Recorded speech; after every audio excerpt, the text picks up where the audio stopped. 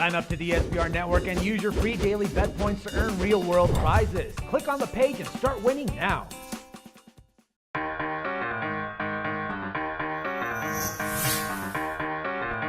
Hi, welcome to SBR Forum Videos. I'm Peter Loshak. We are continuing our preseason coverage of the 2014 Major League Baseball season with Doug Upstone. Doug Upstone is on the scene, on the ground in Arizona at the spring training games, and we're going to be doing team previews with him all preseason, all spring training long. Doug, thanks for being with us.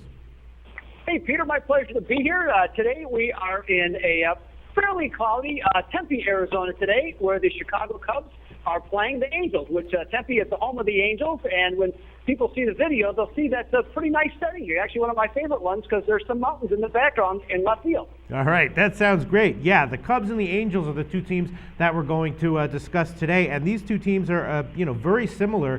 They had very similar profiles last year. The Cubs, they were both bad bets, horrible bets on the year. The Cubs were number 24 in the money standings. The Angels were number 27.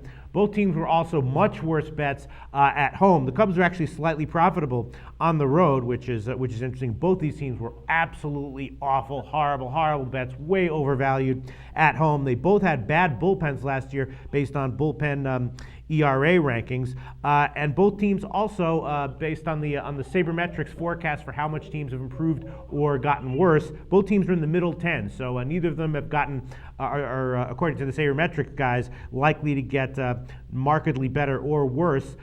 So I guess that's probably not a good sign for both of them. The only major difference is in the win totals. The Cubs are forecast to win 70 games this year. The Angels 86.5. Let's start with the Cubs. What do you forecast for the Cubs this year? You think they're going to get to 70 wins? I would think it'd be a stretch. You know, one thing about the Cubs, and I was actually surprised to learn this even myself, the last 2 years they've lost 197 games. And in their sorry history, for a long time, that's the most losses they've ever had over 2 seasons. So that's not really a good sign. And by all accounts, all of their best players are in the minor leagues. And so is anything likely to change much this year? Not really, Peter. Yeah, I mean, and the Cubs are one of those teams, even when they're bad, they maintain their value betting against because, their lines just stay inflated even when they're bad year after year after year. So I guess, we should just expect more of the same for the Cubs. I'm thinking maybe you just blindly fade the Cubs every game this year, or maybe blindly fade them in the first month or two. Probably you're going to make some money that way. Yeah, I would say that, just by and large, I would say that, you look to fade them as often as possible, especially once you get beyond, possibly Samardzija as a starter. I mean, there's really nothing else that they have in the starting rotation. Chris Russian pitched today, and he just got lit up. Currently, the score actually is 13-1 Los Angeles in the bottom of the sixth. And, I mean, the Cubs pitchers look, James McDonald, the former Dodger and Pirate, he just got lit up today. There's just, you don't see much.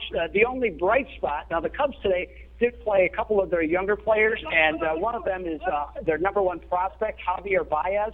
He's a shortstop, and, he's a nice-looking player. He's got a lively bat. He's got a very lively arm. He's made a couple of really nice throws today, I noticed, and he's got some real zip on the ball. But you look at the rest of the lineup, I mean, you got Nate Schierholtz is your best outfielder, and he was the fourth outfielder primarily with the Giants when they won the World Series. Darwin Castro, their shortstop, he's got his attitude is not real good in the field, and you can't help, with him.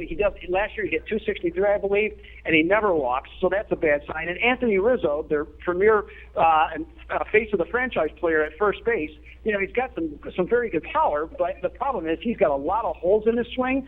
So I just don't see where this team's going to score a lot of runs. I don't think they're going to stop many people with their pitching staff. And I think for Cub fans, it's going to be another long season.